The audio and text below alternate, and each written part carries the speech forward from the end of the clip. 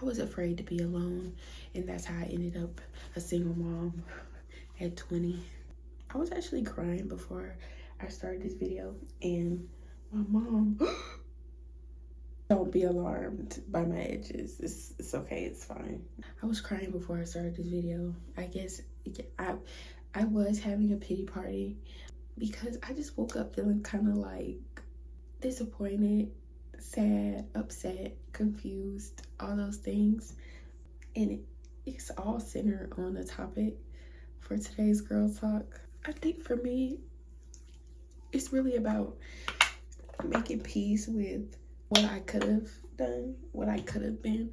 I think that's what it is. I be trying to make peace with that part. Hindsight is 2020. I say that all the time because it's really true. I think I also realized, like, at a certain point, I had stopped dreaming. I had stopped having dreams for myself before having my daughter. I think I just was trying to mimic others' lives around me. I knew what I didn't want, and I knew what I saw that could be something that I was okay with. And so I just kind of went after those things because it was kind of like I had no idea what to do. The dreams that I had initially whenever I was younger, they slowly but surely became figments of my imagination, simply just because of the things that I had went through in my life, my childhood. My confidence was just not there. It's so funny when you have people telling you, love yourself, love yourself, love yourself, and then you're looking around and what they doing don't look like loving themselves, and then what you've been through don't feel like loving yourself.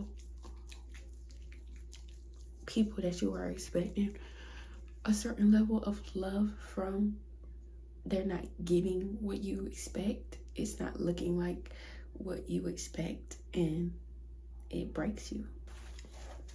I think for me, I was afraid to be alone, and that's how I ended up a single mom at 20. I felt like I needed somebody. And that stems from the relationship that I talked about prior with my high school sweetheart. Especially at that time in my life, I really felt like I needed somebody. And then going from constantly having somebody around all the time to like not having anyone. And that's not to say that I didn't like explore and do my thing while I was like dating my daughter's dad. Well, before I like seriously dated my daughter's dad, I was still, you know, like I was still talking, being flirty, doing things like that. But I wanted a serious relationship. I wanted a husband or a man of my own, because I had always seen those type of relationships growing up, and I had it in my mind that I needed that to get to where I wanted to be. I had it in my mind that I needed somebody to complete me. I had it in my mind that a man was gonna come into my life and save me and make me feel better and show up for me in ways that people in my life didn't show up for me when I was growing up. And so I felt like I needed that. And I really wanted that. Prior abuse in my childhood led me to have loose boundaries. And I didn't have a healthy relationship with my body. I didn't have a healthy relationship with sex because of that. And so I just didn't have I wasn't in a good headspace to make certain choices. Even though I had been given tons of advice and tons of guidance, it was just like what you're saying and what I'm seeing is not matching up. And because the relationship is damaged from these things that have occurred, I didn't feel like I could trust that. And so I didn't. And I made choices based off of that, right? I had loose boundaries. I let a lot of people cross boundaries. I let my daughter's dad cross a lot of boundaries that I had. I also knew that he wasn't going anywhere beyond where he was. I knew that then, which is why I made certain decisions while I was pregnant. Like, we were supposed to move in together, and I didn't go through with it because I knew that he wasn't gonna be loyal, and I knew he wasn't going to. And I hadn't even found out he cheated yet. But I just knew, just from dealing with him all these years, that he wasn't gonna be loyal. I knew that he was not gonna do anything more than what he's currently still doing right now. And I knew that I didn't want that for my life, but I knew that I had made a choice, that I didn't protect myself, and I made a choice, and I was going to stand by my choice. So that's what I did. And doing so, I went through tons of emotions, because now that I'm older and I'm mature and I'm maturing, I won't say I'm completely mature, but I'm maturing. Now that I'm older and I'm maturing, I recognize some things that I didn't recognize before, and it's kind of hurtful. What's wrong? Ow. So that brings me into boundaries. Setting boundaries are super important. It's important for your emotional health, your physical health, your spiritual health. It's important to have boundaries and to stick to those boundaries. Stick to your boundaries. Stick to your boundaries. Because once someone crosses your boundaries, your response determines how they're going to treat you for the tenure of the relationship. So if your boundaries are crossed in a relationship, it's important that you attach a consequence to that. The consequence, of course, needs to make sense for what boundary was crossed. Obviously, if somebody cheats on you, I would say just leave, because I am a big person who believes once a cheater, always a cheater. So if a person cheats on you, I would say just leave. Like, because so much has been damaged from them cheating on you. Like, the trust is never going to be the same. So many things are never going to be the same. So I just feel like it's just best to just cut and leave. You know, cut the cameras, leave. But to each his own. I'm not judging if you felt like you wanted to stay or if you have stayed. It's no judgment. But I just feel like we know that person doesn't respect us and they're not going to change 9 times out of 10.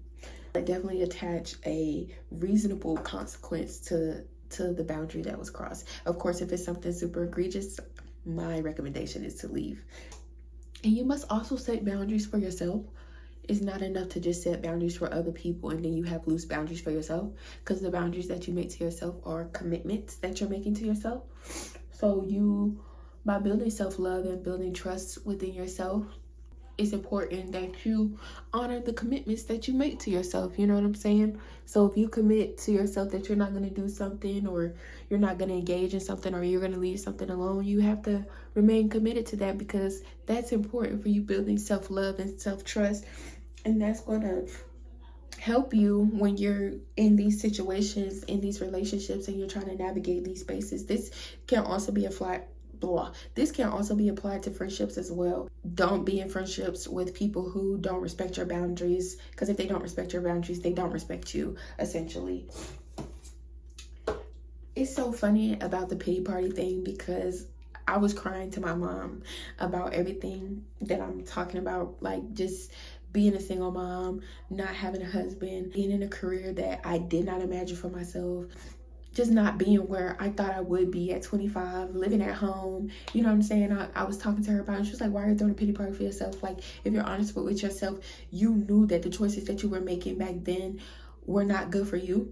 And to be honest, I did, like, especially in my relationships. Now, as far as career-wise, I had no idea, because I didn't have a vision for myself. And the reason I didn't have a vision for myself is because I was tied up in relationships and trying to be in love and trying to be and not even just relationships, but I was a really big people pleaser, and I feel like I need to make a video on that as well. And in me being a humongous people pleaser, which stemmed from abuse that I suffered as a child, me being a people pleaser, I did not know what I wanted for myself.